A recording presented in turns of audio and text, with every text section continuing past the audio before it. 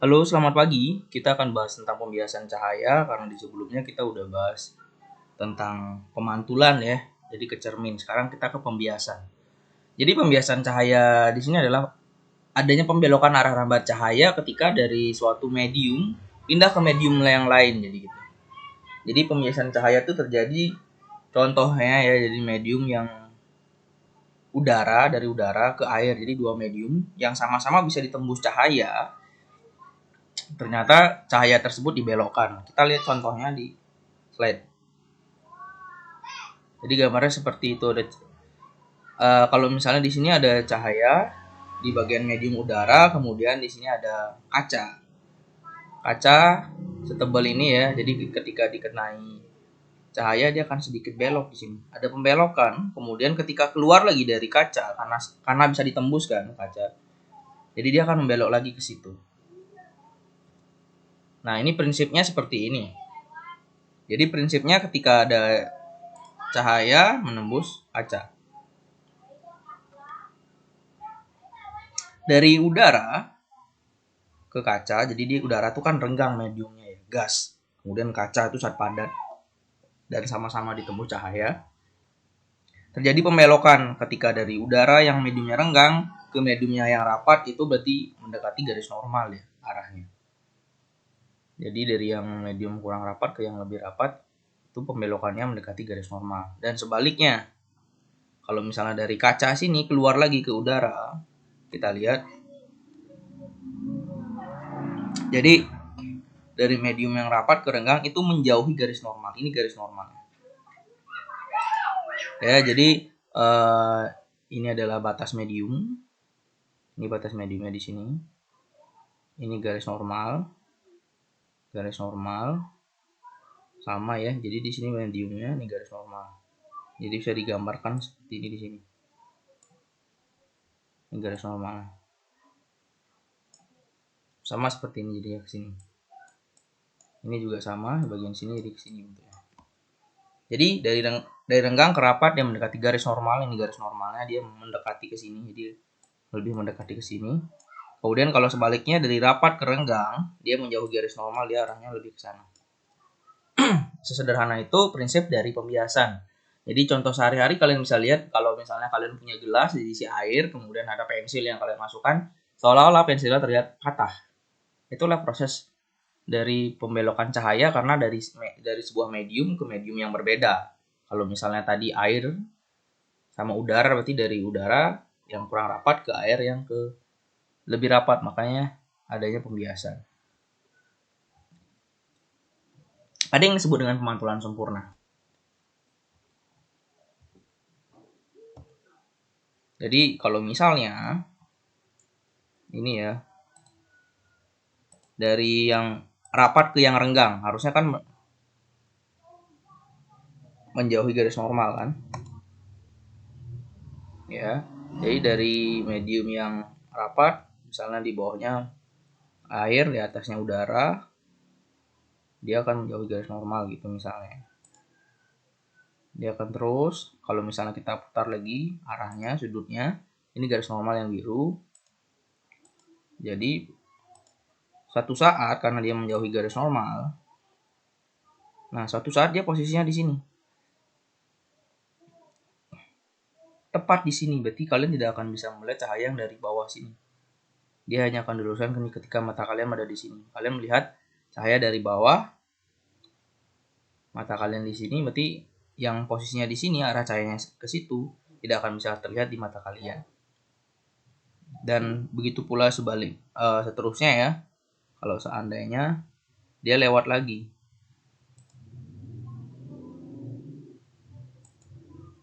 nah ketika melewati sudut I tidak ada yang terlewat ke atas, dia hanya terpantulkan ke bawah, padahal ini adalah tembus. Tadi awalnya kan tembus. Ini bukan bagian mengkilap, bukan seperti cermin tapi bening, tapi bisa terjadi pemantulan seperti ini disebut dengan pemantulan sempurna.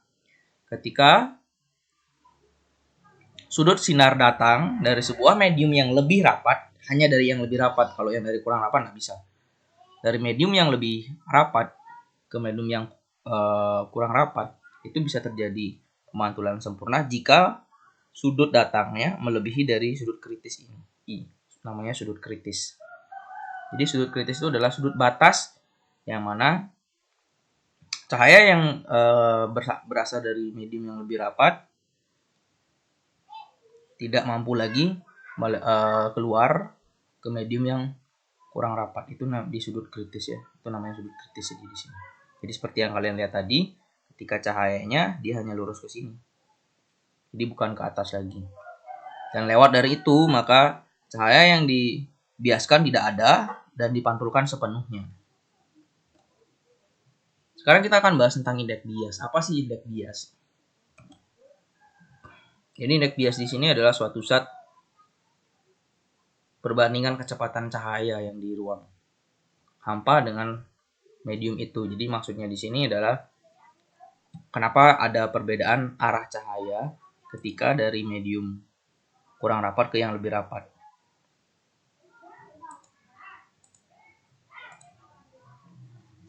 Jadi terjadi perbedaan arah kan. Ketika dari udara ke sebuah medium zat tertentu. Ini belum bisa kita bilang ini kaca, air atau apa. Yang jelas medium bagian atas sama medium bagian bawah itu berbeda. Jadi masing-masing memiliki indeks yang disebut dengan indeks bias. Indeks pembiasan karena terjadi pembiasan pada cahaya tersebut. Jadi perhitungan indeks bias ini bisa dihitung dengan menggunakan perbandingan ketika dilakukan sebuah percobaan. Ya ini dilihatnya dari atas ya. Dilihat dari atas. Ada di bagian udara kemudian ke sebuah zat. Maka perbandingan yang digunakan adalah panjang OA atau AO dibagi dengan panjang OB. Sudah terlihat panjangnya berbeda. Yang kemudian dikenal dengan hukum Snellius nantinya. Jadi indeks bias juga bisa dihitung dari sebuah medium ketika berapa cepat rambat cahaya pada ruang hampa dibagi dengan cepat rambat pada medium tertentu. Dan itu mungkin lebih susah dihitung karena membutuhkan alat yang lebih canggih. Jadi kalau pakai ini bisa lebih gampang perhitungannya. Jadi itu namanya metode Snellius ya. Sekarang kita bagian ke pembiasan pada prisma.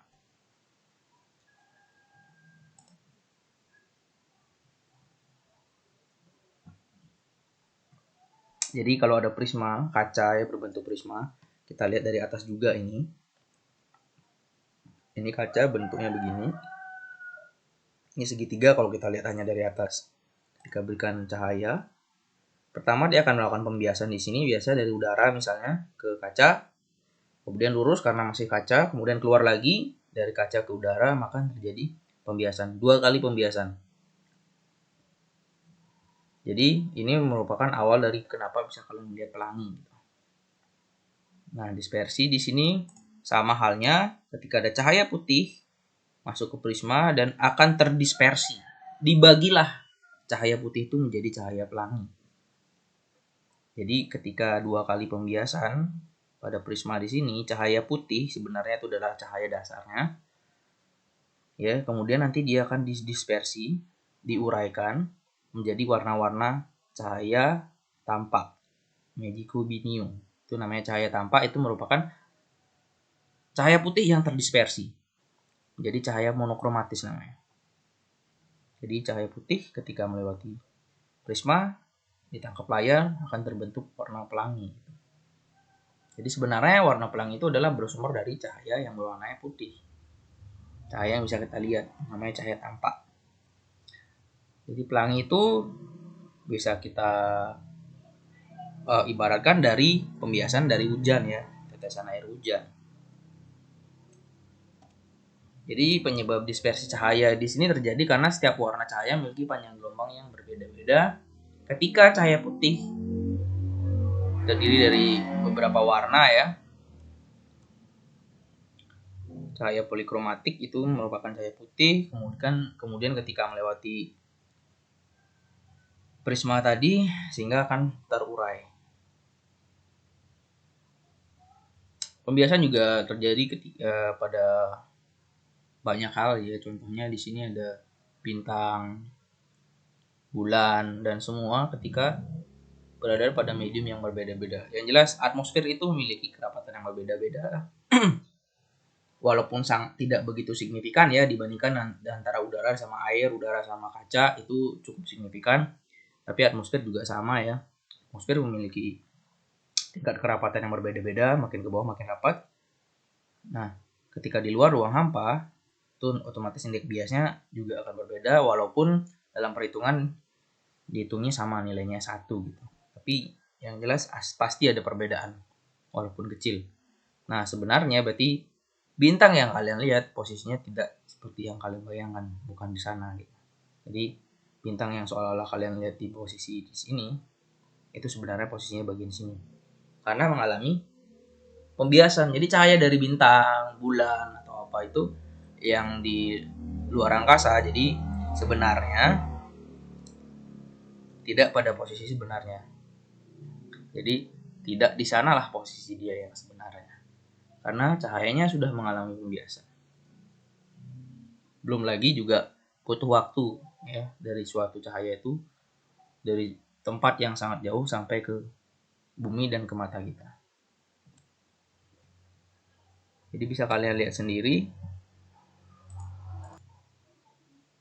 Ini adalah contoh pembiasan dari kayu yang bengkok dan kolam yang dangkal. Bila kita masukin kayu kan ke dalam sebuah air, maka kita melihat kayu tersebut terlihat bengkok. Dan juga sama halnya kalau ada kolam yang jernih, yang bening ya, kalian seolah-olah melihat kolam itu dangkal, padahal aslinya lebih dalam dari yang kalian lihat. Itu adalah fenomena pembiasan. Dan banyak lagi fenomena pembiasan yang terjadi ya. Dan kalian bisa lihat sendiri nanti, bisa observasi sendiri. Ketika ada cahaya berada di medium yang berbeda dari udara gitu. Dari udara ke medium yang lain, misalnya air yang paling gampang.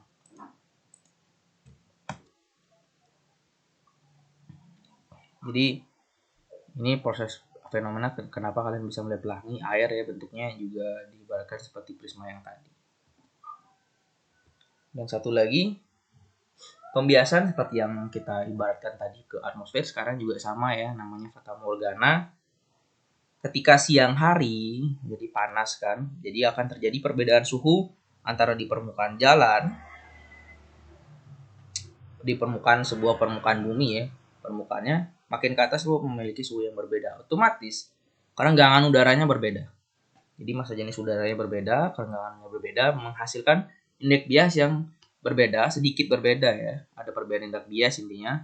Maka di sana akan terjadi fata morgana, itu sebenarnya cahaya yang kalian lihat. Cahaya yang terbiaskan jadi terhampurkan juga akan jadi banyak. Maka terlihat seolah-olah ada air di atasnya. Itu sebenarnya yang kalian lihat itu adalah cahaya pada udara yang memiliki indeks bias yang berbeda-beda.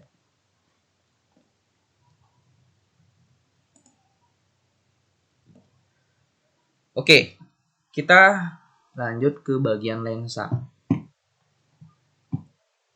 Lensa itu merupakan salah satu benda ya, benda optik yang mengalami proses pembiasan juga. Pada cahayanya mengalami proses pembiasan pada lensa. Ada terjadi proses pembiasan. Dan lensa itu dibedakan menjadi 3 ya sebenarnya, yang datar, cembung dan cekung. Tapi di sini secara spesifik kita akan bahas bagian yang cembung sama cekung karena ada pengaruhnya yang kita pelajari nanti ke alat optik, ada sebagai dasar untuk kita belajar ke materi alat optik. Jadi ini adalah dasar dari penerapan beberapa alat optik yaitu lensa cekung dan lensa cembung. Pertama kita akan bahas tentang lensa cembung. Lensa cembung biasanya disebut juga lensa positif. Jadi kalau di cermin yang positif itu adalah cermin cekung, sedangkan pada lensa cembung lah yang lensa positif. Makanya kalau orang yang dibilang matanya plus berarti dia menggunakan lensa cembung gitu sebenarnya. Ya, itu adalah bahasa umum ya. Jadi lensa cembung disebut lensa positif atau convergen atau convex. Lensa cembung ada 3 jenis ketebalan yang jelas ketika diperhitungkan, nanti ada perhitungannya. F-nya tetap memiliki nilai plus. Jadi lensanya ada 3 jenis, jadi lensa cembung-cembung, cembung datar sama cembung cekung. Ini contohnya. Baik konveks, cembung-cembung ya, dari kanan dan kirinya juga dia berbentuk cembung, dan konveks. Jadi salah satu sisinya cembung, satunya datar. Dan konkav konveks itu cembung salah satunya dan salah satunya cekung. Tapi ketika diperhitungkan, nilai fokusnya itu tetap nilainya positif. Maka tetap akan disebut sebagai lensa cembung. Karena nilai perhitungan dari total fokusnya itu positif.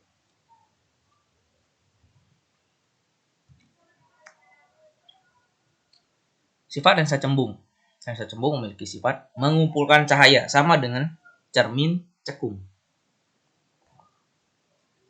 Jadi kita bisa lihat ketika banyak sinar yang sejajar ke lensa ya, maka suatu saat dia akan terfokuskan pada suatu titik. Disinilah fokusnya. Kalian bisa ingat pada loop ya, loop mungkin kalian pernah mencoba atau pernah melihat bagaimana membakar kertas menggunakan kaca pembesar atau loop. Itu merupakan lensa cembung karena fungsinya atau sifatnya adalah mengumpulkan cahaya.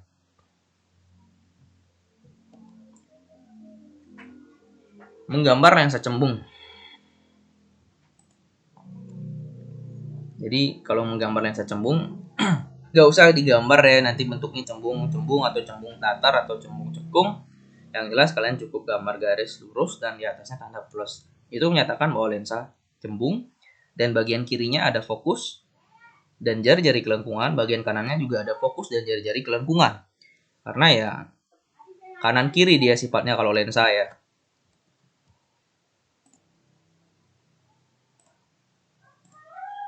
Jadi jika lensa cembung, kalau kalian ibaratkan sebagai loop boleh. Ini bagian fokus, jari-jari kelengkungan ini sama ya, fokus sama jari-jari kelengkungan. Jika kalian meletakkan lensanya bagian sini dan di sini mata kalian, ini mata misalkan, ya, maka di bagian sini nanti disebut dengan depan. Ini bagian depan lensa. Berarti bagian sini sama ya, bagian belakang.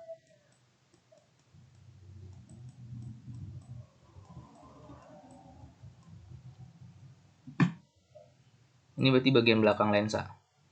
Depan dan belakang. Jadi prinsipnya nanti akan sama dengan cermin.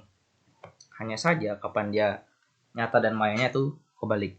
Kita lanjut.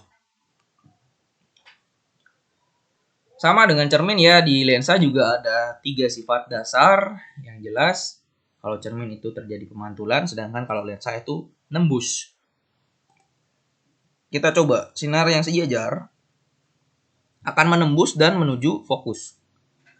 Sinar yang menuju fokus akan menembus dan sejajar hasilnya. Dan yang terakhir, ketika lewat tengah-tengah, dia akan lurus begitu saja. Jadi gampang mengingatnya untuk lensa cembung. Lurus ke fokus, lewati fokus, terus kena lensa dia akan lurus. Ketika tengah-tengah juga akan tengah-tengah. Bagaimana kita menggambar bayangan pada lensa cembung? Kita akan coba misalnya bendanya di ruang 1. Ya, kita pakai sinar yang pertama, kita pakai yang di tengah-tengah. Nah, karena nggak ada ketemu di sini, maka kita tarik garis ke belakang. Putus-putus sampai ketemu pada suatu titik di sana. Maka sifat bayangannya adalah maya tegak diperbesar. Jadi kapan sekarang kita bilang maya? Ketika berada di ruang yang sama antara benda dan bayangan, maka sifatnya maya. Beda dengan cermin sekarang. Jadi kalau maya itu ketika bayangan yang terbentuk tetap di depan lensa. Jadi itu perbedaannya sekarang sama cermin. Harus benar-benar dipahami. Ya. Kemudian itu benda tadi berada di ruang 1, maka bayangan di ruang 4-nya di semua di sini. Sekarang kita coba kalau benda di fokus.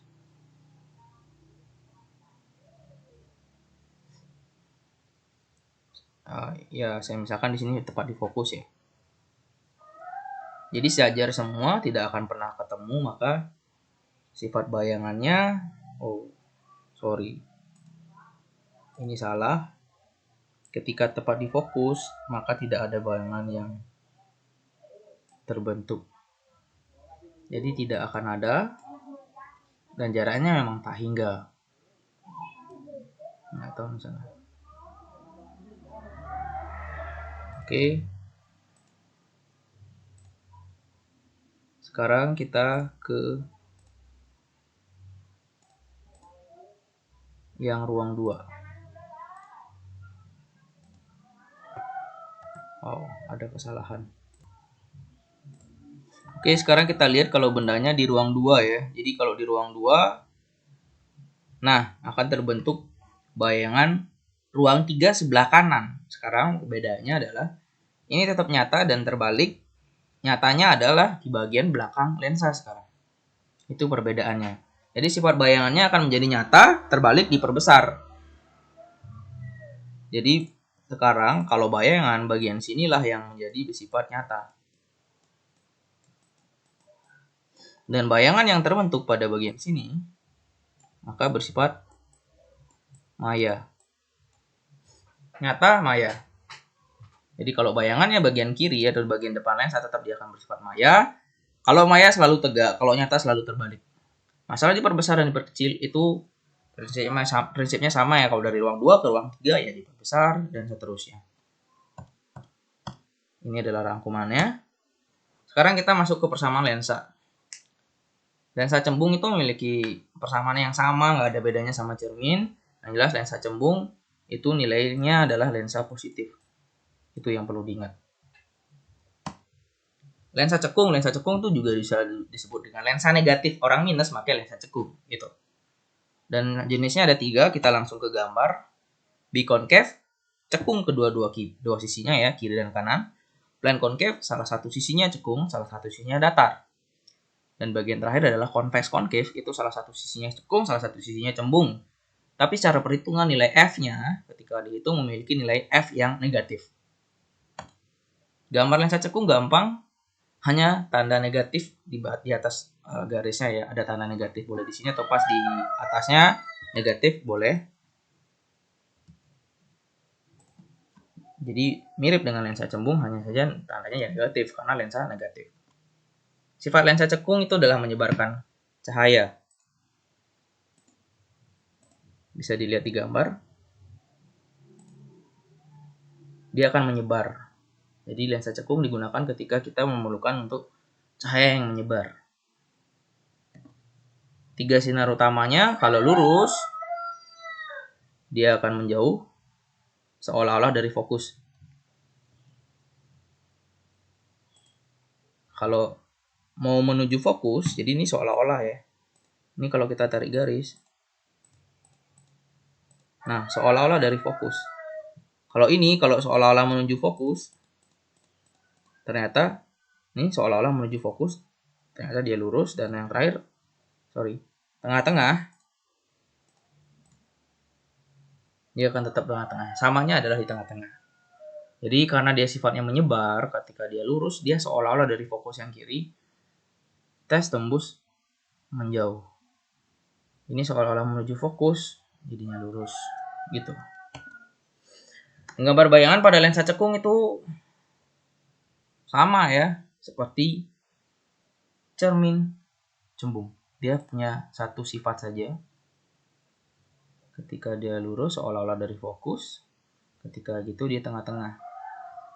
Nah, ditariklah garis titik-titik tetap di sana. Dan semua sifatnya sama untuk lensa cekung. Dia selalu tegak, maya diperkecil. Dimanapun posisi bendanya, semuanya di sebelah kiri sini. Ya, semua posisi benda di sini dan posisi bayangannya juga di sini, di sekitaran sini, di depannya dan lebih kecil. Jadi itulah kenapa orang menggunakan lensa cekung yang digunakan oleh orang yang memiliki gangguan mata untuk melihat jarak jauh. Jadi ketika tidak bisa melihat jauh maka dibantu oleh lensa cekung di sini, sehingga yang jauh misalnya bagian sini dia akan dibuat lebih dekat tapi ukurannya lebih kecil. Jadi yang jauh bisa terlihat lebih dekat. Jadi yang jauhnya itu susah dilihat, jadi ketika berada lebih dekat maka akan lebih jelas terlihat. Itulah fungsi dari lensa cekung. Jadi sifatnya hanya satu, tegak, maya, diperkecil. Jadi sekarang kita kembali ke persamaan lensanya ya. Kalau lensa cekung jadi F-nya nilainya negatif. Jadi fokus di sini nilainya negatif seperti cermin cembung. Ya, di sini selalu ada F selalu negatif. S aksen positif bayangan nyata dan S negatif bayangan maya. Untuk lensa cekung di sini F-nya nilainya negatif dan S aksen sudah bisa dipastikan dia selalu juga negatif karena selalu terbentuk bayangan maya tegak diperkecil. Jadi kalau hasilnya berbeda dengan itu, maka ada yang salah dalam perhitungan. Kita akan masuk ke sebuah besaran baru yang disebut dengan kekuatan lensa ya. Jadi kekuatan lensa adalah kemampuan lensa untuk mengumpulkan cahaya. Itu sebuah indikator ketika kekuatan lensa nilainya adalah berbanding terbalik dengan fokus lensa.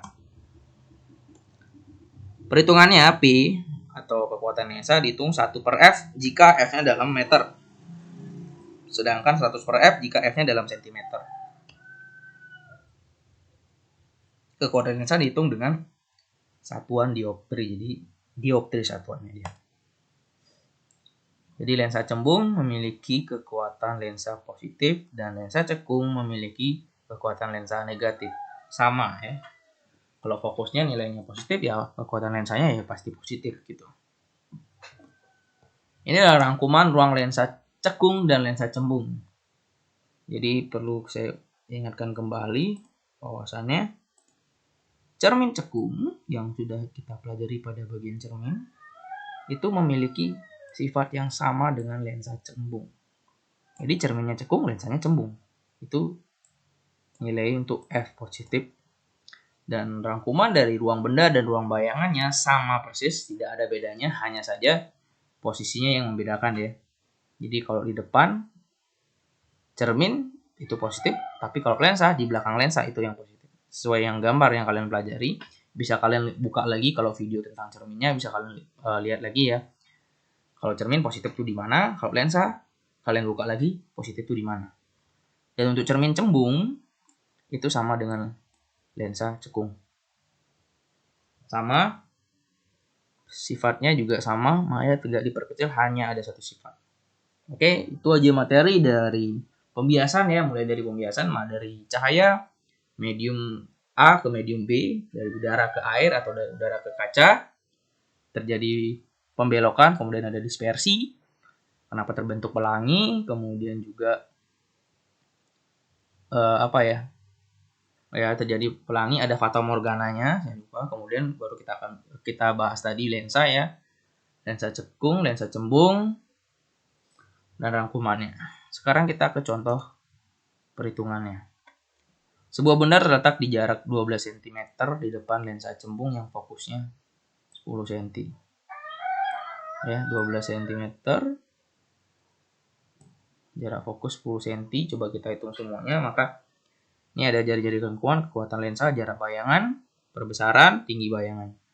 Ini gambarnya ilustrasinya begini ya. Jaraknya 12, ini jaraknya 12 dan F-nya adalah 10, ini 10 segini, 12 segini gitu. Maka kita hitung, diketahui F10, H10, S-nya 12. Maka dari sini kita mendapat bahwa bendanya di ruang bendanya adalah ruang 2. Pertanyaan A, berapa jari-jari kelengkungan? Tinggal dikali 2 ya, fokusnya dikali 2, ini 10. Ini 10 kali 2 hasilnya benar 20. Kekuatan lensa, jadi P sama dengan 100 per F ketika digunakan senti, maka di sini 100 dibagi 10 hasilnya adalah 10 dioptri. Karena digunakan lensa cembung maka dia adalah positif. Kemudian kita menghitung jarak bayangan S aksen. Berarti kita menghitung S aksennya adalah ya 1 per F sama dengan 1 per S tambah 1 per S aksen, kita ganti angkanya. Kemudian 1 per 10 sama dengan 1 per 12 tambah 1 per S aksen, bawa ke kiri jadi minus ya. Ini jadinya S-nya adalah 1 per 12 ya. Jadi kita samakan penyebut, kali silang aja. 12 per 120 10 per 120, 12 kurang 10 hasilnya 2 per 120 sama dengan 1 per S aksen. Maka ini tinggal di switch, diputar balik, maka dapat S aksennya adalah 60 yang nilainya positif, yang berarti bersifat nyata, terbalik, dan diperbesar. Kenapa kita dahulu diperbesar? Karena bendanya berada di ruang 2, otomatis bayangannya di ruang 3. Oke, kita hitung perbesarannya juga dari rumus M ya, sama dengan cermin, nggak ada bedanya. S aksen per S aksennya kita dapat 60, S-nya 12, maka 60 bagi 12 hasilnya 5. 5 lebih besar daripada 1, maka hasilnya memang diperbesar. Analisa yang lain juga sama seperti yang kita sebutkan tadi, bahwa bendanya di ruang 2 ya, ketika S-nya 12, yang lebih besar dari fokus 10, tapi dia lebih kecil daripada jari-jari kelengkungan yang 20. Maka benda udah pasti di ruang 2, dan bayangan di ruang 3, maka sifatnya nyata, terbalik, diperbesar. Sekarang kita menghitung tinggi bayangan. Tinggi bayangannya bisa kita hitung jadi seperti ini ya, M sama dengan H aksen per H, otomatis H aksennya berapa kali perbesaran dikali tinggi benda mula-mula, maka M-nya 5 kali dikali 10, maka tinggi bayangannya adalah 50 cm.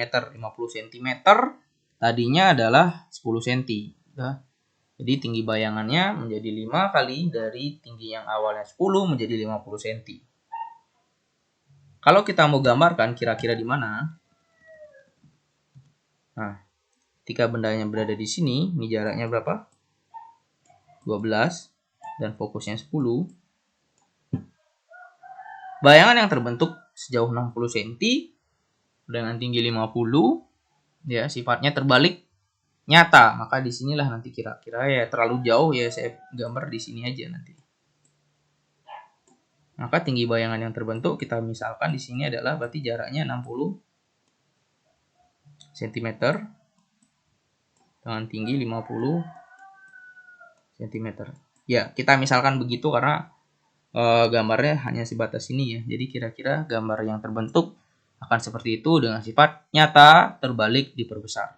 Oke. Itu video untuk sesi kali ini. Yang jelas dasarnya adalah lensa, konsep dasarnya yang sangat penting ya, untuk lensa cembung dan lensa cekung, dan juga konsep dasar dari lensa itu adalah pembiasan. Saya rasa cukup untuk sesi ini. Sampai jumpa di sesi berikutnya. Semoga bisa dipahami. Selamat pagi.